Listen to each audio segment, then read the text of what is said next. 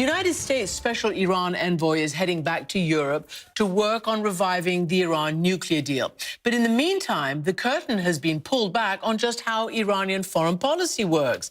An extraordinary and frank 3-hour recording with the foreign minister and chief nuclear negotiator Javad Zarif has been leaked, in which he criticizes Iran's Revolutionary Guards for undermining the country's diplomatic efforts. He even calls out national hero and assassinated general Qasem Soleimani, and Russia as well, saying all were trying to sabotage the nuclear deal. There's fallout in the United States for chief negotiator, the former Secretary of State John Kerry, after Zarif asserted that he had told him of Israeli airstrikes against Iranian positions in Syria. Kerry denies any such conversation ever took place. Joining me on this is Karim Sadjadpour, an Iran analyst and senior fellow at the Carnegie Endowment in Washington. Welcome to the program, Karim Sadjadpour. Why do you think this was leaked, and why does it matter?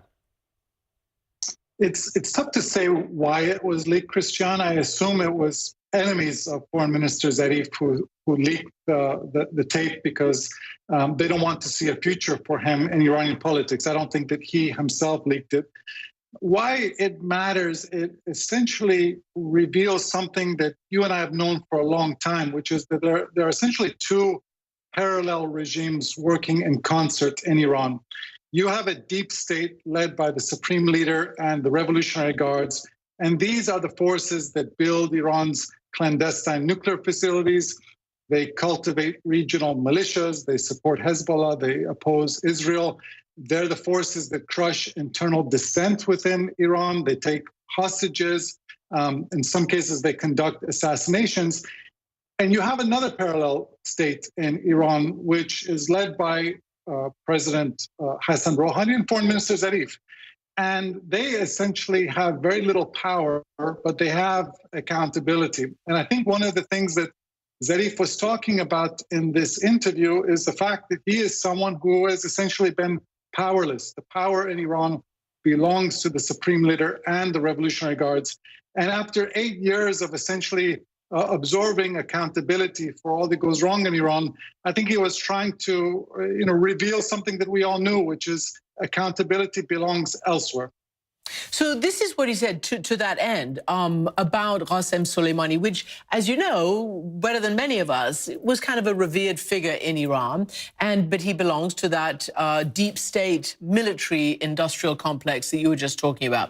This is the conversation between Zarif and the interviewer, who is the Iranian economist, Saeed Leilaz. خب من و سردار سلیمانی اون سوی دولت واقعا بله من و سردار سلیمانی الزاما هم نظر نبودیم در همه چیز، اما احساس می‌کردیم که باید خدا رحمتش کنه، احساس می‌کردیم که ما موظفیم که با هم هماهنگ باشیم و این کارو می‌کردیم. و من اینو میتونم به جرئت بگم، من دیپلماسی رو بیشتر هزینه کردم برای میدان تا میدان برای دیپلماسی هزینه شده باشه. So, Karim, as you said, it kind of confirms the nature of the Iranian regime. But what do you think practically it means about, for instance, let's just take the thing that the United States and Europe is very involved in right now, wanting to get back to a nuclear arms control agreement, so to speak, with Iran?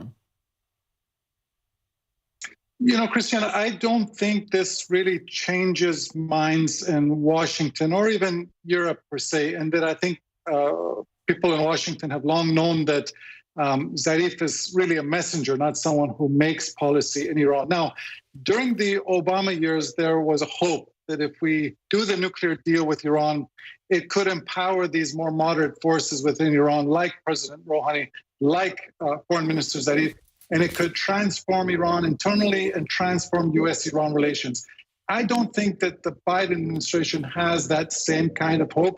They want to revive the nuclear deal with Iran for American security reasons, not necessarily because they believe it's going to bring about a transformation in Iran or transform U.S.-Iran relations. And I suspect the Europeans the same. But as I was listening, and I listened to the full 3-hour interview in Persian, Christian, and as I was listening to it, and this clip that you just played about Zarif talking about the assassinated General Qasem Soleimani, it struck me the whole time that Zarif was describing his job as somewhere between like a janitor and a firefighter, and that he was essentially tasked with cleaning up the mess of the Revolutionary Guards and bringing the country out of crisis. And he was told at times to tweet things and say things which he knew to be dishonest. And, you know, he was in a very difficult position these last 8 years, and I think he now wants to come clean, perhaps, on some of these issues. This was sort of, I guess, labeled as a series of interviews with the outgoing ministers for historical reasons. That's how the interviewer labeled these. And certainly he had a long conversation with Zarif. Were you surprised, as others have been, in the revelation by Zarif about Russia not necessarily, you know, playing good cop in the Iran nuclear negotiations or with the deal, kind of saying that Russia was quite happy to see it sabotage? Let me just play this little excerpt on Russia and Soleimani. ما افتاده یه مرور بکن. فقط کافیه مرور بکن.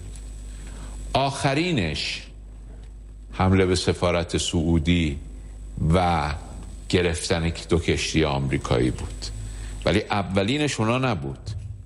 اولینش سفر سردار سلیمانی به مسکو بود. اون سفر تحت کنترل شما نبود؟ خیر. اون سفر به اراده روسیه شکل گرفت. خب نه به اراده روسیه نباید از طریق وزارت خارجه به سردار وقتی که اراده روسیه بر این است که دستاورد وزارت خارجه رو نابود بکنه، حتما از طریق وزارت خارجه عمل نمی‌کنه. دکتر حرف بسیار سنگینی میزنه. حرف بسیار سنگینی میزنه. So Russia is involved, along with China and the Europeans, in getting that nuclear deal, you know, back together again. What do you think Russia's game is in this?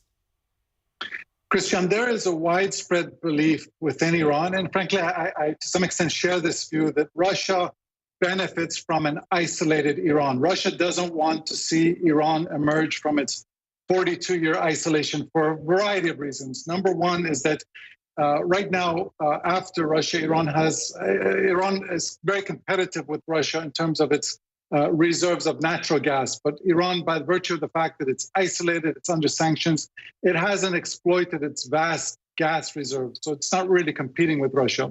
Number two is that as long as Iran is isolated, Iran is very dependent on Russia strategically.